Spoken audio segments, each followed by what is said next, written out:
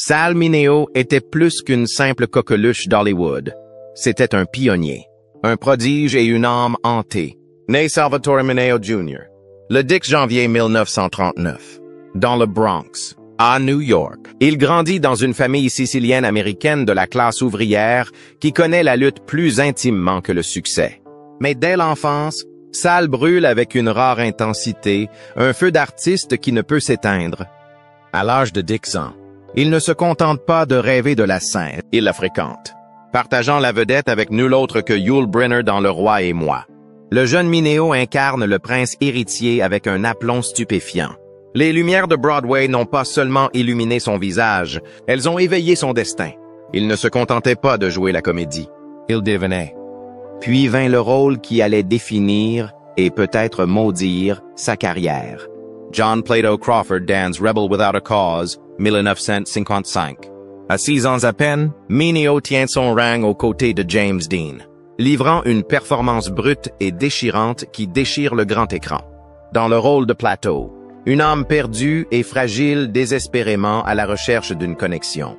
Mineo a puisé dans des émotions que peu de gens osaient montrer dans l'Amérique des années 1950. Ce n'était pas seulement une innovation, c'était aussi une révolution. Aujourd'hui, nombreux sont ceux qui considèrent Platon comme l'un des premiers personnages homosexuels cachés d'Hollywood, interprété avec une vulnérabilité obsédante par un jeune acteur qui n'a peut-être que trop bien connu cette douleur. Mais en coulisses, la célébrité est inconstante. Après une ascension fulgurante, la carrière de Sal s'essouffle et les rôles se raréfinent. Puis, en 1976, il a été brutalement poignardé dans une ruelle, un meurtre qui a stupéfié Hollywood et brisé ceux qui l'aimaient. Pendant des décennies, les théories se sont succédées. S'agissait-il d'un crime haineux, d'un cambriolage ayant mal tourné, d'un secret étouffé? Il a fallu 49 ans pour découvrir ce qui s'était réellement passé. Et lorsque la vérité a enfin émergé, elle était bien plus déchirante que quiconque n'était prêt à l'accepter. Pour son rôle, Mineo a été nommé à l'Oscar du meilleur acteur dans un second rôle, ce qui faisait de lui, à l'époque, l'un des plus jeunes acteurs jamais nommés pour un Oscar. Les années qui ont suivi ont cimenté le statut de Mineo en tant qu'idole des adolescents et acteurs sérieux. Il a souvent été choisi pour jouer des rôles qui mettaient en valeur sa gamme d'émotions intenses, son physique sombre et sa vulnérabilité. Des films tels que Giant, 1956, Crime in the Streets, 1956, et The Gene Krupa Story, 1959, viennent étoffer son CV. En 1960, il est à nouveau nommé aux Oscars pour son interprétation dans Exodus, où il joue un survivant juif de l'Holocauste, un autre rôle qui démontre sa capacité à incarner des personnages émotionnellement complexes et souvent tourmentés. Pourtant, même au sommet de sa gloire, Mineo doit faire face à des défis importants. Au fur et à mesure que les rôles d'adolescents se raréfient, les stéréotypes hollywoodiens et le malaise de l'industrie face à son homosexualité présumée commencent à limiter les rôles qu'on lui propose. À la fin des années 1960, Mineo se retrouve de plus en plus marginalisé à Hollywood, ouvertement gay dans sa vie privée. Il était l'un des rares acteurs masculins de son temps à vivre de manière authentique à une époque où cela signifiait risquer le suicide de sa carrière. Son refus de se conformer aux attentes traditionnelles de Hollywood en matière de masculinité et d'hétéronormativité lui a coûté de nombreux rôles. Cependant, au lieu de se retirer, Mineo s'est tourné vers la scène et la mise en scène, prouvant ainsi sa polyvalence et sa résilience. Il a joué et dirigé plusieurs productions théâtrales, dont la production à Los Angeles de Fortune and Men's Eyes, une pièce controversée traitant de la sexualité et de la violence en prison, qui a mis en évidence le courage de Mineo pour aborder des sujets difficiles et souvent tabous. Au début des années 1970, Sal Mineo, anciennement coqueluche des adolescents et acteurs nommés aux Oscars, s'est donné pour mission de se réinventer en tant qu'artiste sérieux, au-delà des limites de la distribution hollywoodienne. En décembre 1972, il fait un saut audacieux et surprenant dans le monde de l'opéra en mettant en scène The Medium, un court opéra envoûtant composé par Giancarlo Minotti. La production a eu lieu à Détroit et a marqué une rupture significative avec les rôles de Mineo dans les films grand public. Avec la contralto d'opéra Muriel Costa Greenspan incarnant avec force le rôle de Madame Flora, une médium trouble et frauduleuse, et Mineo lui-même incarnant Toby, son serviteur muet et tourmenté. Le spectacle lui a donné l'occasion d'exprimer sa vision artistique dans les coulisses, tout en ayant un impact dramatique sur scène. C'est un rôle qu'il a abordé avec gravité et introspection, soulignant son désir de défier le public et d'aller au-delà de son image de jeune homme. La passion de Mineo pour les personnages sombres et complexes s'est poursuivie en 1975, lorsqu'il est revenu à la télévision dans un rôle glaçant dans la série policière à succès de NBC, Columbo. Dans l'épisode captivant intitulé A Case of Immunity, Mineo a joué le rôle de Rahman Habib, l'assistant d'un fonctionnaire consulaire impitoyable et manipulateur d'une nation fictive du Moyen-Orient, joué par Hector Elizondo.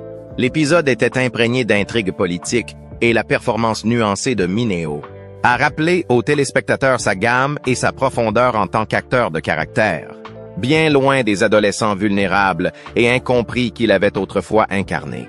La même année, il a joué ce qui allait devenir l'un de ses derniers rôles à la télévision, en tant qu'invité dans la populaire série policière SWAT.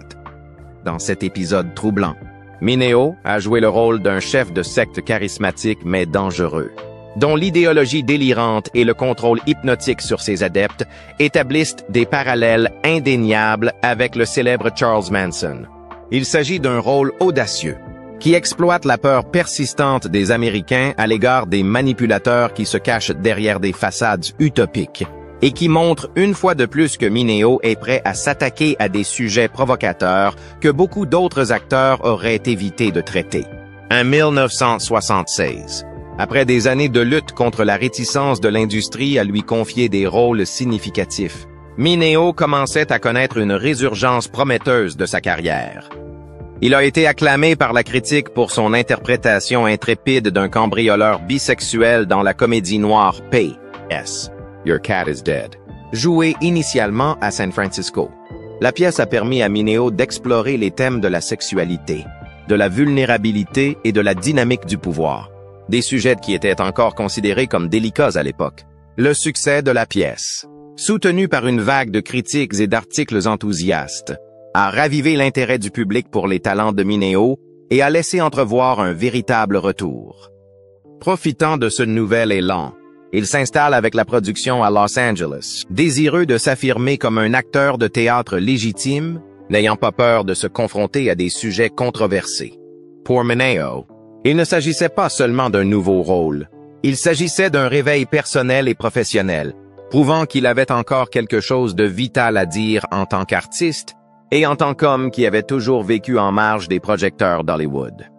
En 1960, lors du tournage du drame épique Exodus d'Otto Preminger, Sal Mineo rencontre l'actrice d'origine anglaise Jill Howarth, qui a été choisie pour jouer le rôle de Karen Hansen Clement, une jeune réfugiée juive et l'intérêt amoureux du personnage de Mineo, Tove Landau. Leur alchimie à l'écran s'est traduite par un lien personnel profond en dehors de l'écran. Malgré leur jeune âge, Mineo n'avait que 21 ans et Howarth 15 ans à l'époque. Leur relation s'est rapidement transformée en une relation romantique complexe qui allait durer des années. Bien que leur relation ait souvent été marquée par des turbulences et des hauts et des bas émotionnels, ils partageaient une affection et une compréhension mutuelles intenses, probablement enracinées dans la nature exigeante et isolante de leur profession commune. Tous deux ont connu la célébrité à un jeune âge, et leur lien est devenu une sorte de bouée de sauvetage au milieu des pressions d'Hollywood. Leur idylle se caractérise par des périodes d'engagement passionné, suivies d'une distance émotionnelle, et elle évolue au fil du temps vers un schéma d'intermittence. Malgré les incohérences de leur relation amoureuse, Mineo et Howarth se sont fiancés à un moment donné, au plus fort de leur relation. Ces fiançailles semblent traduire le désir de Mineo de se conformer aux attentes conventionnelles, peut-être à la fois pour apaiser les spéculations publiques sur sa vie privée et pour s'installer dans un semblant de stabilité. Cependant, ce projet d'union ne s'est jamais concrétisé. Selon Sal Mineo, une biographie de Michael Greg Michaud, Howarth a brusquement rompu les fiançailles après avoir découvert Mineo dans une situation sexuelle compromettante avec un autre homme. Cette révélation a marqué un tournant, non seulement dans leur relation amoureuse, mais aussi dans la manière dont Howarth a compris la sexualité complexe de Mineo. Bien que les fiançailles aient pris fin et que la découverte ait été émotionnellement douloureuse pour elle, Howarth a choisi de ne pas rompre les liens avec Mineo. Au contraire, elle a fait preuve d'une loyauté et d'une compassion remarquables en restant une confidente et une amie de confiance pour lui jusqu'à la fin de sa vie. Leur amitié durable témoigne de la profondeur de leurs liens et du respect mutuel qui a survécu à l'effondrement de leurs aspirations romantiques. Mineo, pour sa part, protégeait farouchement Howarth. Il a souvent agi avec une intensité presque fraternelle lorsqu'il s'agissait de son bien-être et de ses choix romantiques. Ses instincts protecteurs sont devenus particulièrement évidents lors de sa brève relation avec le producteur de télévision Aaron Spelling, qui était de plus de 20 ans son aîné. Mineo désapprouvait profondément cette relation, la jugeant inappropriée en raison de l'écart d'âge important et de ce qu'il considérait comme un déséquilibre potentiel en termes de pouvoir et d'expérience.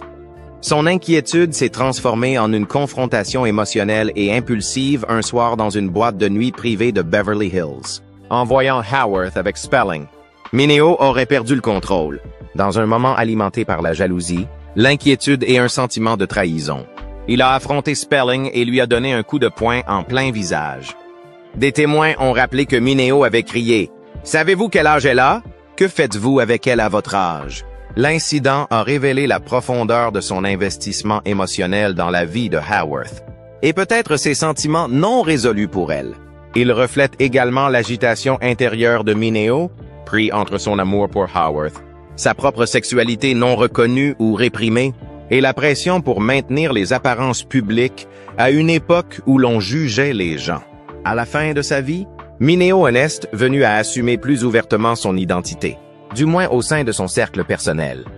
Au moment de sa mort tragique en 1976, il était engagé dans une relation à long terme avec l'acteur et professeur d'art dramatique Courtney Burr Truah. Leur partenariat avait duré 6 ans et avait apporté à Mineo une stabilité émotionnelle, une camaraderie créative et une vie domestique tranquille et privée. Burr, qui était également une figure respectée dans le monde du théâtre, offrait à Mineo un type de soutien et de compréhension qui lui avait échappé dans nombre de ses relations antérieures. Bien que leur relation n'ait pas été publiquement connue à l'époque, les proches de Mineo considéraient Burr comme faisant partie intégrante de sa vie. L'amour qu'ils partageaient était profondément significatif pour Mineo et contrastait fortement avec les années de confusion romantique et de surveillance publique qu'il avait endurées. Burr parlera plus tard de Mineo avec chaleur et admiration, le décrivant comme un homme profondément sensible, généreux et complexe, dont la personnalité publique n'a jamais tout à fait reflété la plénitude de son âme privée. Pendant des décennies, le meurtre tragique de l'acteur Sal Mineo est resté l'une des affaires non résolues les plus obsédantes de l'histoire d'Hollywood, assombrie par le mystère, la spéculation et un enchevêtrement de théories qui n'ont jamais vraiment abouti. Connu pour ses rôles sensibles et novateurs dans des films tels que Rebel Without a Cause et Exodus, Mineo n'était pas seulement une idole des jeunes. C'était un artiste profondément talentueux dont la carrière avait connu une résurgence significative dans les années qui ont précédé sa mort prématurée. Dans la nuit du 12 février 1976, l'acteur de 37 ans rentrait à son appartement de West Hollywood après une répétition pour la pièce P.S. Your Cat is Dead, dans laquelle il venait de décrocher un rôle principal. Alors qu'il sortait de sa voiture et se dirigeait vers son immeuble, il a été sauvagement attaqué et mortellement poignardé en plein cœur dans une ruelle sombre, à quelques mètres à peine de la sécurité de sa propre maison.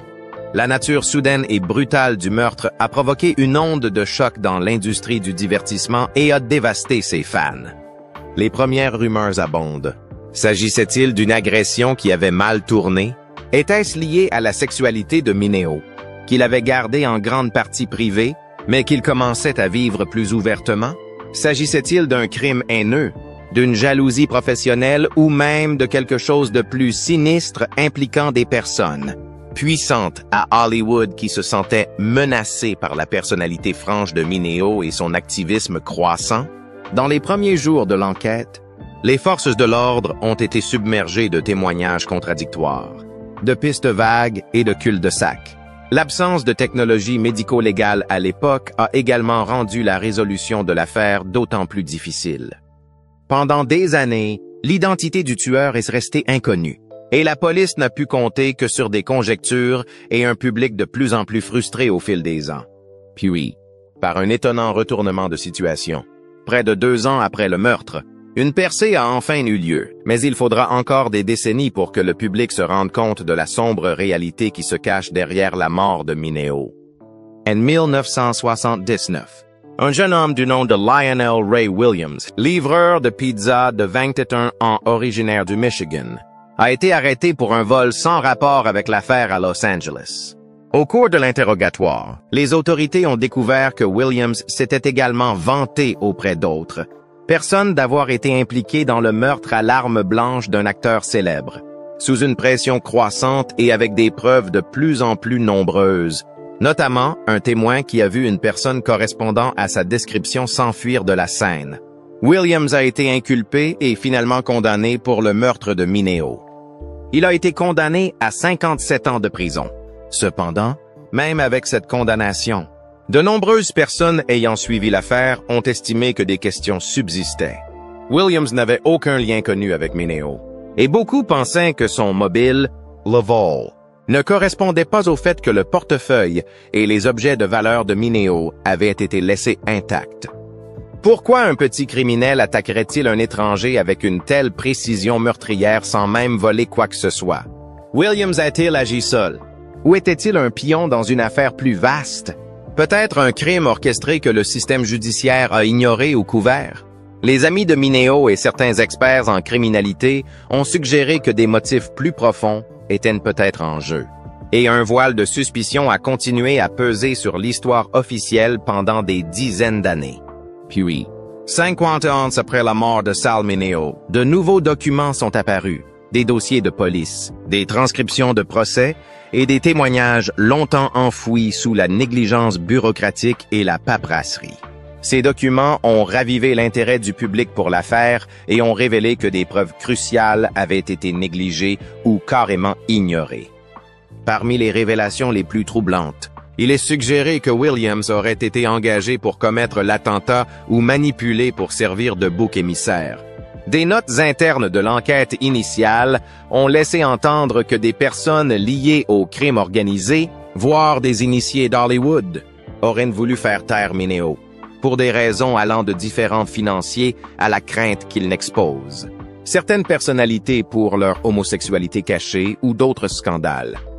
Pire encore, certains rapports suggèrent que la police a reçu très tôt des informations qui pointaient vers cette conspiration plus profonde, mais qu'elle n'a pas donné suite, soit par incompétence, soit par préjugés à l'égard de la sexualité de Mineo, soit par pression de la hiérarchie pour ne pas remuer le couteau dans la plaie.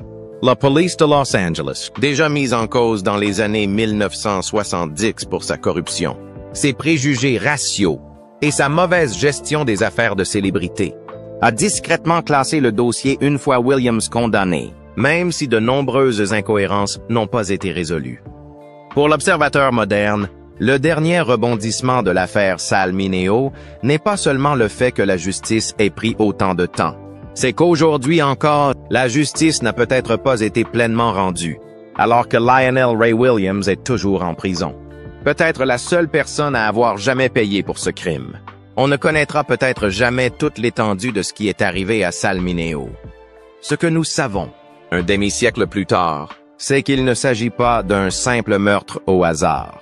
Il s'agit d'une tragédie alimentée par la peur, l'intolérance, la négligence et peut-être des intentions cachées qui ont permis à l'une des plus brillantes stars d'Hollywood d'être à jamais réduite au silence sous un linceul d'ambiguïté.